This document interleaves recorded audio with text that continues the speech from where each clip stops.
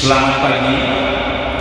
Pemberita firman dan pelayan bertugas menyambut dengan sukacita kehadiran saudara untuk beribadah pada hari kenaikan Yesus Kristus ke surga di GPB Jemaat Anugerah Bekasi.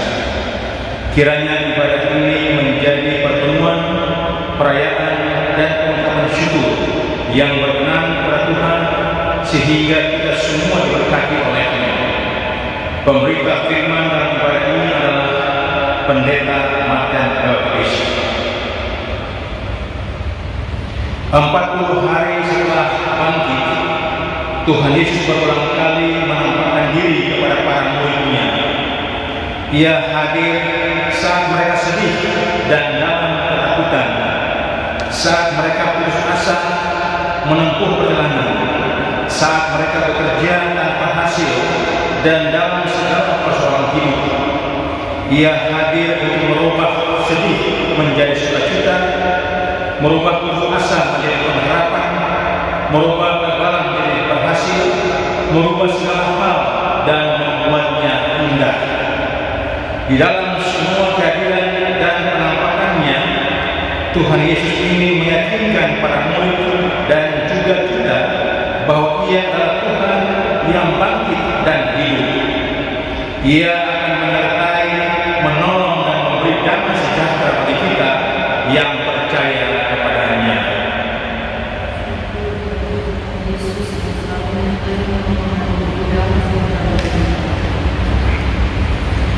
Pada hari ini, hari ke-40 sesudah Paskah, kita semua datang untuk bersujud sembah merayakan hari Kristus naik ke surga. Ia naik ke surga untuk menerima kembali tahta kemuliaan-Nya sebagai Raja di atas segala raja dan Tuhan di atas segala tuan.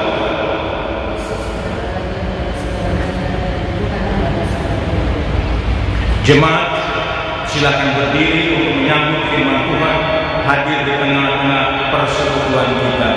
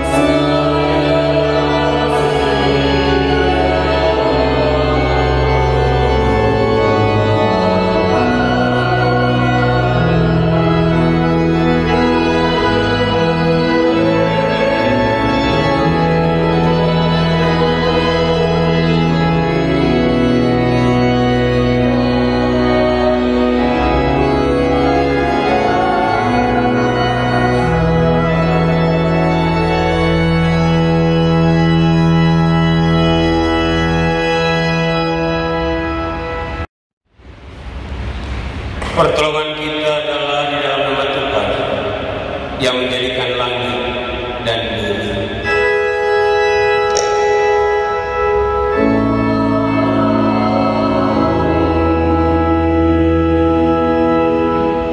Nats pembimbing dari Lukas 24 ayat 50 sampai ayatnya yang ke-51. Lukas 24 ayat 50 sampai ayatnya yang ke-51. Lalu Yesus membawa mereka keluar kota sampai dekat Betania. Di situ ia mengangkat tangannya dan memberkati mereka. Dan ketika ia sedang memberkati mereka, ia berpisah dari mereka dan terangkat ke surga. Terimalah salam, kasih karunia dan damai sejahtera dari Allah Bapa kita dan dari Tuhan Yesus Kristus melimpahi kamu dan melimpahi kita semua.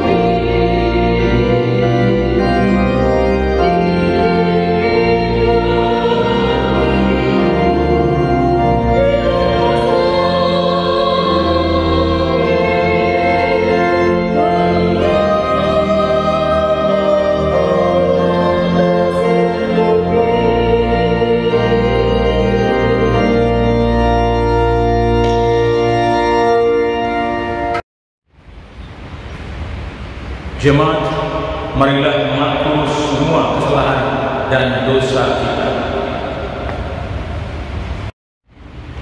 Ya Tuhan Yesus, kami mengaku segala kesalahan dan dosa. Kami tahu bahwa Engkau adalah Raja atas semesta, tetapi kami lalai menyerahkan diri kepadamu dan enggan hidup kami diperintah oleh-Mu. Kami selalu berpikir dan bertindak menurut keinginan hati. Kami mau agar Tuhan memulihkan keadaan kami sesuai waktu yang kami tentukan. Padahal waktu Tuhan selalu yang terbaik dan terindah bagi kami. Kepada-Mu kami mohon.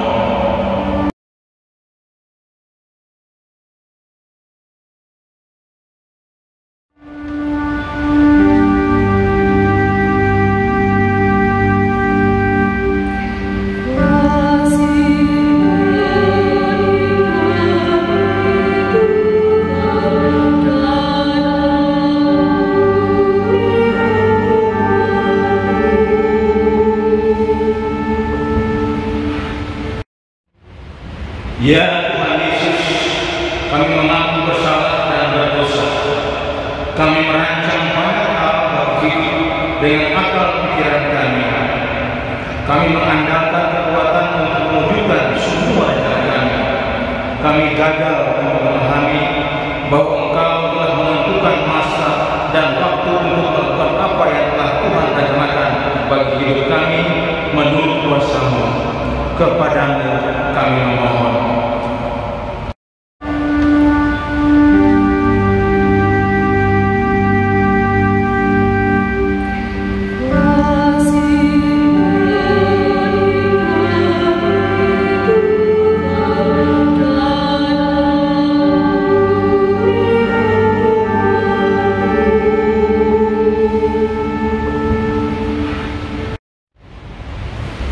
berita anugerah.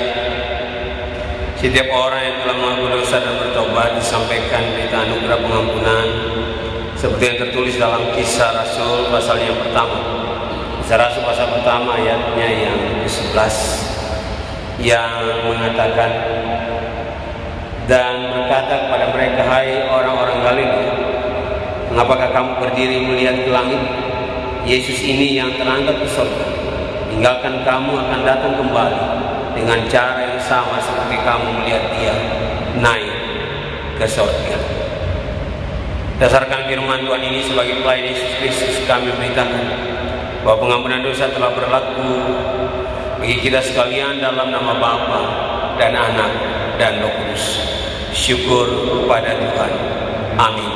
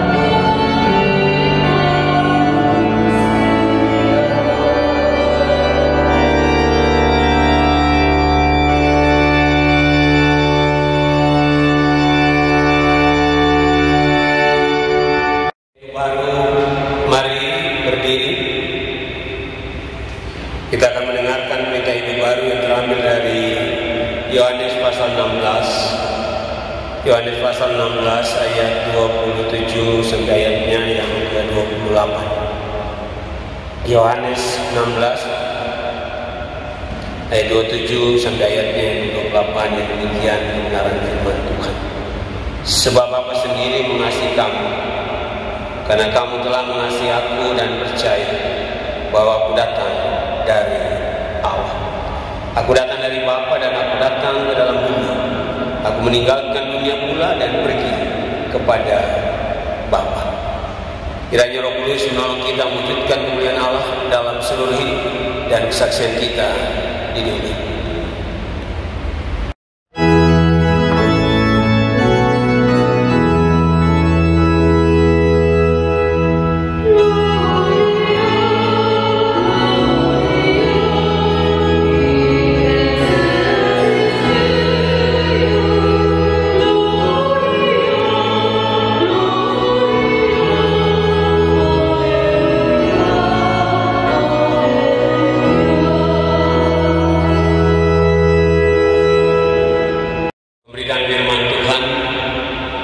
Kita bersama-sama akan memahami kebenaran firman Tuhan.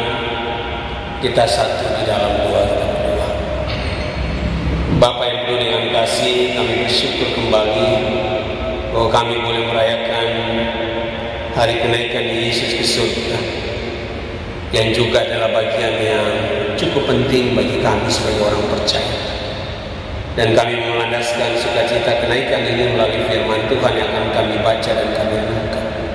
Karena itu buka hati dan terangi dengan kuasa Roh Kudus, buka firman yang akan kami baca dan kami renungkan boleh menjadi dasar hidup kami untuk melangkah dalam sukacita di tengah-tengah kondisi yang berat saat ini. Berfirmanlah, kami telah siap disapu oleh firman. Dalam nama Tuhan Yesus firman yang hidup, kami berdoa kepada Bapa di surga. Amin.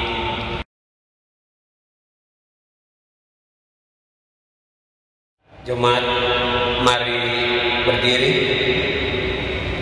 untuk mendengarkan firman Tuhan dari Alkitab. Haleluya.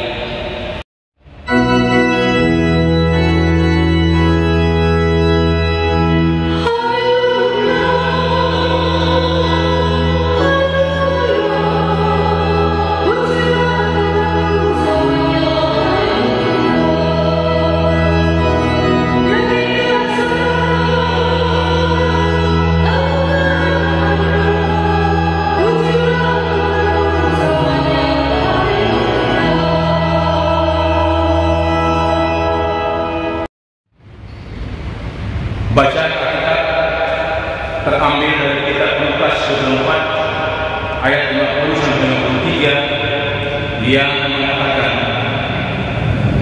lalu Yesus membawa mereka keluar kota sampai dekat Betania. Di situ Ia mengangkat tangannya dan memberkati mereka. Dan ketika Ia sedang memberkati mereka, Ia berpisah dari mereka dan terangkat ke sorga. Mereka sujud menyembah kepadanya. Lalu mereka pulang ke Yerusalem dengan sangat bersukacita. Mereka senantiasa berada di dalam bait Allah dan memuliakan Allah. Demikian pembacaan Alkitab.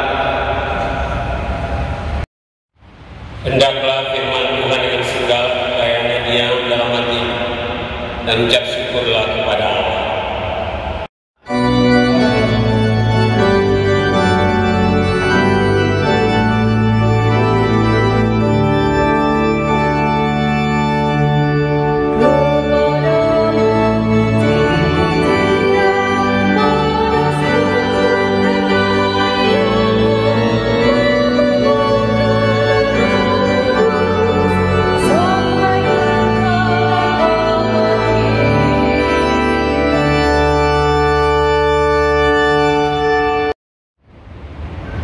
Bapak Ibu dan saudara-saudara jemaat GBB Anugerah yang dikasih oleh Tuhan Yesus Kristus, tema dalam ibadah kenaikan ini adalah makna kenaikan Kristus ke surga bagi kita sebagai orang percaya. Jemaat yang dikasih oleh Tuhan Yesus Kristus, dibandingkan dengan hari-hari raya gerejawi lainnya seperti Natal, Jumat Agung, Paskah, bahkan Pentakosta, maka kita harus jujur katakan bahwa hari raya gerejawi kenaikan Kristus ke surga adalah hari raya yang paling sepi dan seringkali tidak dapat perhatian yang khusus dari orang percaya. Ini karena COVID-19 sehingga Bapak Ibu dan saya di rumah kan, karena di rumah suka tidak suka ya harus ikut ibadah. Coba kalau tidak ada COVID-19 ini, apalagi kalau kemudian jatuhnya hari Kejepit itu, maka semuanya berlibur dan menganggap hari kenaikan ini tidak terlalu berarti bagi kehidupan orang percaya. Ya. Coba lihat Natal Bapak Ibu. Natal itu gerejanya penuh. Kalau hari Minggu biasa tidak perlu tambah kursi. Tapi kalau Natal itu kursi penuh. Walaupun habis Natal kembali lagi kosong. Tapi saya bersyukur tetap bahwa masih ingat Tuhan walaupun hanya pada saat Natal. Coba lihat Jumat Agung di zaman kurus. Sampai pakai meja itu harus sampai 11 sampai 12 meja. Dan kadang ibadahnya bisa sampai jam 1 baru selesai padahal jam 9. Kenapa? Karena orang bilang ini pengampunan dosa ini walaupun 1 tahun sekali. Paskah, waduh luar biasa, walaupun bangun jam 3 subuh tetap bangun dan hadir. Tapi kalau kenaikan sepi, tidak ada keramaian apapun. Kenapa bisa begitu Bapak Ibu dan saudara-saudara?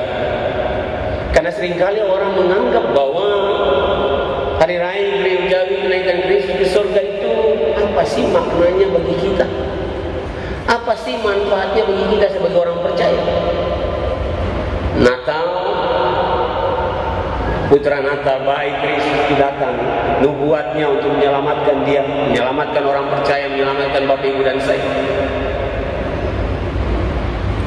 Jumat Agung, sang bayi yang menjelma menjadi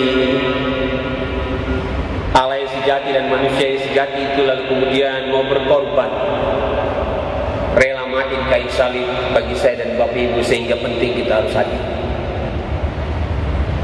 Paskah apalagi, seperti orang yang luar biasa bersuka cita karena menang dari peperangan, menang dari maut, lalu kemudian dia bangkit, dan akhirnya kita pun juga ikut dibangkitkan. Kenaikan, dia pergi, kok orang pergi meninggalkan dirayakan? Orang pergi kemudian kok disukacita. Biasanya orang kalau pergi itu adalah sedih, kan gitu. Bapak Ibu, kalau anak kita mau pergi kuliah saja kita luar biasa sedih. Yesus pergi meninggalkan, kok dirayakan, kok ada dalam sukacita, harusnya sedih. Ya. Itu yang kadang-kala orang salah memahami tentang makna kenaikan Yesus ke surga. Orang lupa bahwa kenaikan Yesus ke surga juga sama seperti hari raya gerejawi yang lain, juga mempunyai makna yang sangat penting. Karena itu bagi Bapak Ibu dan saya ingat, jangan pernah lalu kemudian mengagungkan hari raya satu yang lain, kemudian merendahkan dan mengabaikan hari raya yang lain. Ingat, semua hari raya tahun gereja itu mempunyai rentetan yang berkaitan satu dengan yang lain dan tidak bisa dilepas. Lalu kita bertanya, apa makna kenaikan Kristus ke surga? Mari kita tarik ke belakang sedikit, kita melihat pada saat Yesus wafat, murid-murid begitu sedih. Mereka kehilangan pengharapan dan mereka tercerai-berai. Mereka takut jangan kemudian mereka juga tergantung seperti Yesus. Oke. Dampaknya luar biasa. Mereka tidak percaya Yesus akan bangkit. Tapi Yesus tetap hadir. Dia menampakkan diri bagi mereka, bukan? Bahkan kalau Bapak Ibu baca dari Injil-Injil, ada sampai 5-6 kali dia harus menampakkan diri bagi mereka. Menampakkan diri bagi perempuan-perempuan, menampakkan diri bagi 2 murid dalam perjalanan dari Emmaus, menampakkan diri bagi Thomas, menampakkan diri dari beberapa murid, dan akhirnya dia menampakkan diri pada saat mereka ada lengkap dalam doa. Dan dia masuk dan mereka masih tetap tidak percaya. Mereka menganggap dia adalah sebagai hantu yang datang. Yesus tidak kecewa, Yesus tidak putus asa, dia tetap hadir. Lalu kemudian kehadirannya membawa sukacita luar biasa. Yesus makan ikan bersama-sama dengan mereka. Putus asa, kemudian ada harapan kembali. Kenapa? Yesus datang dan kemudian bangkit bersama-sama dan ada dengan mereka. Belum lagi lama mereka merasakan Yesus yang hadir setelah kematian dan kebangkitannya. Sekarang Yesus akan meninggalkan mereka kembali. Yesus tahu bahwa dia harus menjaga supaya jangan konteks pada waktu dia wafat itu kemudian terjadi pada saat dia naik ke surga.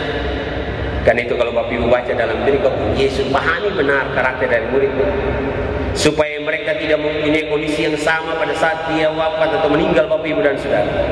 Maka firman Tuhan bilang, ya, dan ketika ia sedang memberkati mereka, ia pun berpisah dan dia terangkat ke surga. Yang dilakukan Yesus apa?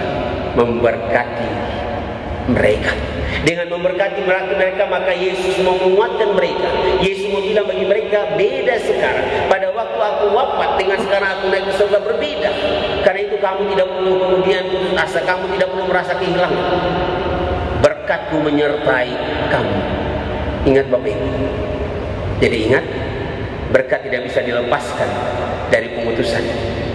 Pada saat Bapak Ibu dan saya ada dalam ibadah minggu, sebelum pulang Bapak Ibu dan saya pulanglah dalam damai sejahtera dan terimalah berkat Tuhan. Untuk apa? Untuk pergi dan melakukan tugas karya Yesus itu sendiri. Dengan berkat itu lalu kemudian lihat reaksinya berbeda. Pada saat Yesus wafat, mereka kehilangan pengharapan, mereka sedih dan luar biasa ada dalam keterpurukan. Tapi sekarang walaupun Yesus pergi naik ke surga, karena ada berkat yang datang dari Yesus, maka perikop bilang mereka tidak lagi sedih. Ayat 52 katakan mereka sujud menyembah kepadanya, lalu mereka pulang dengan sangat bersuka sukacita. Lihat baik-baik, tidak ada kesedihan, tapi yang adalah sukacita. Lalu kemudian mereka bersujud. Bapak Ibu, seorang yang bersujud berarti bahwa orang itu benar-benar menghargai karya dilakukan oleh orang lain. Orang itu bersujud berarti dengan sukacita dia menyambut berkat. Dia tidak ada dalam kesombongan lagi. Dia katakan, Tuhan, sekarang Engkau memberkati kami, lalu kami menerima berkat-Mu dengan kerendahan hati kami, supaya pada waktu kami diutus, kami menerima pengutusan itu juga dengan penuh sukacita. Berkat membuat mereka ada dalam kerendahan hati bersujud, tapi sekaligus ada tindakan apa Bapak Ibu? Mereka kembali, lalu kemudian firman Tuhan bilang, mereka lalu pulang ke Yerusalem dengan sangat bersukacita. Sujud, bersukacita. Lalu kemudian mereka berada dalam bait Allah dan memuliakan Allah. Lihat baik-baik, mereka sujud, mereka bersukacita, lalu kemudian mereka balik, dan hidup mereka adalah dipersembahkan untuk kemuliaan Allah dalam bait Allah. Bapak Ibu dan saudara-saudara jemaat yang dikasihi oleh Tuhan Yesus Kristus, dengan penjelasan tadi mengingatkan Bapak Ibu dan saya bahwa makna daripada kebangkitan Kristus sekaligus kenaikan Kristus ke surga juga berarti bagi kita sebagai orang percaya. Yang pertama, mari kita lihat baik-baik bahwa sebelum Yesus naik ke surga, titik berat Alkitab menjelaskan apa yang Allah lakukan bagi manusia. Ulang lagi, pada saat Yesus ada bersama dengan murid-murid di tengah-tengah dunia, titik beratnya adalah kesaksian Alkitab. Apa yang Yesus lakukan, apa yang Allah kerjakan kepada manusia. Tetapi setelah Yesus terangkat ke surga, maka titik beratnya ada berbeda. Apa itu Bapak Ibu? Titik beratnya adalah apa yang manusia lakukan dan kerjakan bagi Tuhan. Ya, ingat baik-baik. Kalau Yesus ada, Yesus berkarya bagi manusia. Sekarang setelah Yesus naik ke surga, maka mandat itu diberikan oleh Yesus bagi Bapak Ibu dan saya. Mandat itu sekarang ada dalam diri Bapak Ibu. Untuk mewujudkan karya pelayanan Yesus, ingat, dia tidak pernah melakukan itu sendiri. Dia selalu melibatkan orang. Kalau orang bertanya, kenapa Yesus tidak lakukan sendiri? Apakah dia tidak mampu? Ingat Bapak Ibu, Yesus mampu dan lebih dari mampu melakukan itu.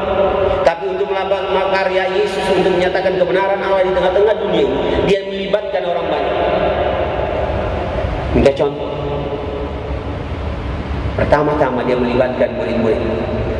Dia pilih dua supaya bisa menopang. Setelah dia milih 12 murid, kemudian dia milih 70 murid. Dan setelah dia terangkat ke surga, dia memilih Bapak Ibu dan saya untuk meneruskan karya Yesus. Jadi makna pertama dari kenaikan itu, bahwa mandat untuk melakukan tugas karya keselamatan Yesus, mandat untuk menyatakan karya Yesus sudah menjadi saksi, sekarang ada dalam pundak kita semua, pundak Bapak Ibu dan saya sebagai jemaat GBB Anugerah. Titik beratnya adalah apa yang manusia kerjakan untuk Tuhan dalam kesaksian mereka tiap hari dalam hidup dan rumah tangga mereka. Kedua Bapak Ibu, kenaikan Kristus ke surga adalah masa pendidikan, masa pengembalaan. Pada saat Yesus ada bersama dengan murid-murid, dia membina mereka, dia membentuk mereka. Supaya apa? Supaya mereka mampu untuk melakukan tugas itu. Selesai dia naik ke surga, maka tugas itu harus dilakukan oleh murid-murid. Sekarang, pada saat Yesus bersama dengan mereka, mereka belajar, mereka dibina. Tapi sekarang bukan lagi pembinaan yang harus mereka terima, tetapi sekarang murid-murid saya dan Bapak Ibu harus turun gunung, harus terjun ke masyarakat. Tiba saatnya kita untuk mempraktikkan apa yang telah mereka pelajari. Masa sekarang adalah masa edukasi. Masa edukasi telah berakhir pada saat Yesus ada di tengah-tengah dunia. Tapi masa sekarang ini adalah masa misi, masa untuk aksi telah dimulai. Masa Yesus ada bersama dengan mereka adalah masa edukasi. Yesus kasih semuanya. Tapi masa sekarang ini adalah masa untuk misi, masa untuk aksi, dan memulai aksi itu dalam hidup persekutuan Bapak Ibu dan saya. Berarti yang pertama jelas, kita dipilih, Yesus membentuk kita, dan Dia naik ke surga. Sekarang tugas Bapak Ibu dan saya melakukan misi itu. Misinya apa? Nyatakan karya Allah di tengah-tengah dunia, dalam rumah tangga, gereja, dan di tengah-tengah masyarakat. Artinya bahwa tugas ini berat, Bapak Ibu. Tugas ini bukan tugas yang ringan. Kita tidak bisa sendiri. Karena itu nanti setelah kenaikan Dia bilang, kamu tidak sendiri, maka aku akan memberikan Roh Kudus yang menuntun kamu supaya kamu melakukan misi itu dengan penuh sukacita. Kenaikan tugas berat Bapak Ibu dan saya. Hati-hati, karena itu harusnya kenaikan juga menjadi berarti karena ada tugas yang Bapak Ibu dan saya harus kerjakan. Tugas itu adalah Bapak Ibu dan saya harus menjadi saksi. Tapi menjadi saksi adalah dengan kata dan perbuatan. Momen sekarang ini adalah kesempatan Bapak Ibu dan saya untuk menjadi saksi dengan kata dan perbuatan di tengah-tengah kondisi COVID-19.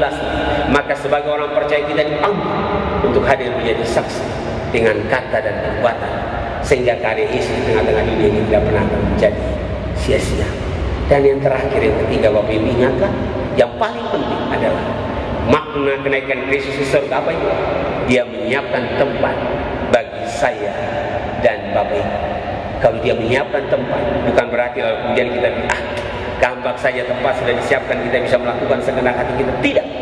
Justru karena Dia menyiapkan tempat, dan tempat itu adalah penuh dengan kemuliaan, maka sebagai orang percaya di tengah-tengah dunia, mari kita hidup benar dan kudus, sehingga tempat yang Dia siapkan itu juga menjadi layak pada saat kita ada di sana. Siapkan untuk itu semua. Tuhan memberkati kita sekalian. Amin.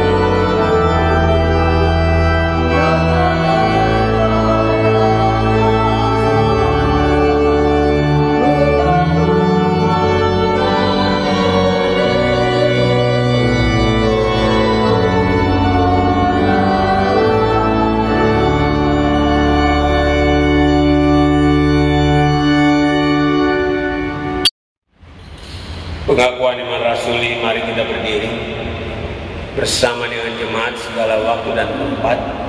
Kita akan mengikarkan pengakuan iman kita dengan hati dan mulut, hendaknya masing-masing berkata, aku percaya kepada Allah, Bapa yang Maha Kuasa, Ahli langit dan bumi, dan kepada Yesus Kristus, Anaknya yang tunggal, Tuhan kita, yang dikandung daripada Roh Kudus, lahir dari anak darah Maria, yang menderita di bawah pemerintahan Pontius Pilatus, disalibkan, mati dan dikuburkan, turun ke dalam kerajaan maut. Pada hari yang ketiga bangkit pula dari antara orang mati, naik ke surga, duduk sebelah kanan Allah, Bapa yang Maha Kuasa, dan akan datang dari sana untuk menghakimi orang yang hidup dan yang mati. Aku percaya kepada Roh Kudus, gereja yang kudus dan am, persekutuan orang kudus, pengampunan dosa, kebangkitan daging, dan hidup yang kekal. Silakan duduk kembali. Mari kita bersatu dalam doa syafaat kita berdoa. Kami bersyukur ya Bapa, bahwa penyertaan dan kasih-Mu begitu luar biasa dalam hidup kami, sehingga hari ini dalam kondisi COVID-19 kami masih tetap boleh bersama-sama dengan orang percaya di tengah-tengah dunia. Secara khusus kami Jemaat GBB Anugerah Bekasi, kami boleh merayakan sukacita kenaikan Yesus ke surga. Walaupun masih tetap di rumah, tapi makna dan faedah daripada kenaikan Yesus ke surga tetap menjadi berarti. Karena itu ajarkan kami untuk tetap menghargai setiap hari raya gerejawi dan tidak membandingkan masa satu dengan yang lain. Kami tetap melihat bahwa setiap hari raya gerejawi itu bermakna dan berarti dalam kehidupan kami sebagai orang percaya.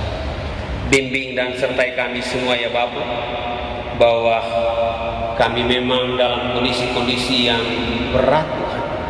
Dampak dari COVID-19 ini, baik dampak secara kesehatan, baik dampak secara sosial maupun dampak secara ekonomi, kami alami itu Tuhan. Dan siapapun mengalaminya, bukan persoalan status Tuhan. Status apapun kami mengalami, apakah dampak kesehatan, apakah dampak sosial maupun dampak ekonomi. Tapi kami percaya Tuhan, apapun dampaknya yang kami hadapi, kami percaya Tuhan tidak pernah meninggalkan kami. Tuhan hadir bersama dengan kami supaya kami mampu melewatinya. Kami pohonkan Tuhan, biarlah kami memohon, biarlah Tuhan kondisi COVID-19 ini boleh cepat berlalu. Tapi berlalu ini juga kadang-kala tergantung dari kami dan pemerintah. Pemerintah berusaha Tuhan, tetapi kami sebagai warga masyarakat, kami sebagai warga gereja juga untuk taat dan patuh dengan apa yang pemerintah keluarkan untuk memutus rantai COVID-19 ini Tuhan. Biarlah kami juga boleh patuh kepada Tuhan, tapi kami juga boleh patuh kepada pemerintah. Dengan segala ketentuan yang berlaku, kami boleh senantiasa menjaga ini Tuhan. Menjaga kesehatan kami dengan rajin cuci tangan, kami menjaga jarak, memakai masker, dan kami juga menjaga kebersihan lingkungan kami. Kami menjaga diri kami, tapi kami juga menjaga orang lain. Tuhan berkati sertai supaya kami boleh berkumpul kembali di rumah ini, di gereja ini, untuk memuji muliakan nama Tuhan. Kami berdoa Tuhan bagi jemaat-Mu, berkati dan sertai mereka dalam kondisi-kondisi kelemahan tubuh Tuhan. Terima kasih Tuhan. Bagi mereka yang mulai pulih dari COVID-19 ini Tuhan, biarlah pelajaran berharga bagi mereka bahwa Allah menyertai dan memimpin mereka. Bagi mereka yang kehilangan orang-orang yang kasihi Tuhan, karena dampak dari COVID-19 ini Tuhan, berkati serta berikan kekuatan. Dan pada saat ini Tuhan, di tengah-tengah duka, mereka punya pengharapan, dan pengharapan itu hanya datang dari Tuhan sendiri. Berkati sertai juga bagi bangsa dan negara kami Tuhan, upaya yang boleh dilakukan untuk bersama-sama untuk menanggulangi COVID-19 ini Tuhan, diupayakan di seluruh Indonesia. Berkati, pimpin sertai bangsa dan negara kami secara khusus Bapak Presiden sampai kepada aparat dengan menteri dan semua yang ada di dalamnya Tuhan. Biarlah mereka boleh bekerja dengan baik. Tidak ada kepentingan diri, tidak ada kepentingan sektoral Tuhan, yang ada adalah kebersamaan. Jauhkan dari orang-orang yang ingin menggagalkan upaya dari pemerintah untuk memutus atau rantai daripada COVID-19 ini Tuhan. Biarlah Tuhan semakin hari yang sakit semakin turun, yang sembuh semakin banyak, yang meninggal semakin berkurang, bahkan tidak ada lagi. Karena kami tahu kuasa Tuhan yang hadir di dalam. Ya Bapa, dalam kondisi yang demikian kami juga teringat bagi saudara-saudara kami yang sedang menjalankan ibadah puasa. Berkati sertai mereka, secara khusus mereka yang akan mempersiapkan diri untuk masuk dalam sukacita hari raya Idul Fitri. Tuhan, biarlah mereka boleh merayakan di tengah-tengah kondisi COVID ini, tapi sukacita hari raya ini tetap ada. Kami tetap berdoa bagi mereka Tuhan. Perbedaan keyakinan iman bukan menjadi alasan untuk kami tidak berdoa. Justru kami tetap berdoa dalam kebersamaan kami sebagai ciptaan Tuhan yang paling mulia. Berkati sertai kami semua. Ya Bapa, lingkungan gereja ini Tuhan berkati agar kehadiran kami semakin nyata. Tuhan, pimpin kami semua yang terlibat hari ini Tuhan. Berkati sertai kami semua, rekan-rekan majelis, multimedia, pemandu lagu, pianis Tuhan. Apa yang kami lakukan untuk pelayanan hari ini bukan karena kami, tapi karena Tuhan. Karena Tuhan berkati dan sertai kami semua. Ini doa kami, ucapan syukur kami Bapa, dalam nama Tuhan Yesus yang telah mengajar kami berdoa bersama-sama. Bapa kami yang di surga, dikuduskanlah nama-Mu, datanglah kerajaan, jadilah kehendak-Mu di bumi seperti di surga. Berikanlah kami pada hari ini makanan kami yang secukupnya, dan ampunilah kami akan kesalahan kami, seperti kami juga mengampuni orang yang bersalah kepada kami. Dan janganlah bawa kami dalam pencobaan, tapi lepaskanlah kami daripada yang jahat.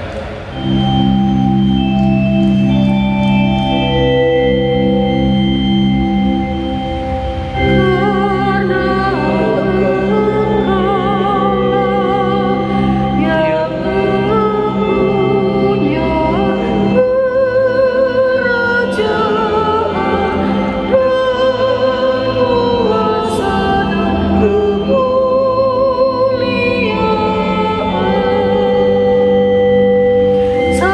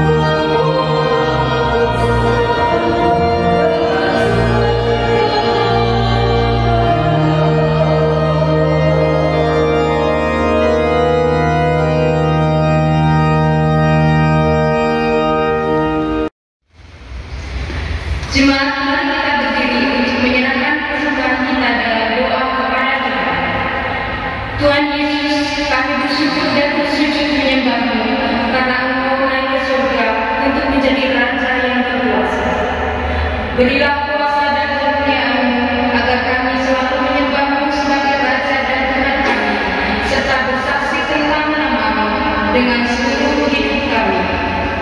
Terima dan kuduskan kesembahan kami agar berguna untuk pelayanan kasih dan keadilan bagi sesama demi kemuliaan nama-Mu. Amin. Jemaat silakan duduk kembali.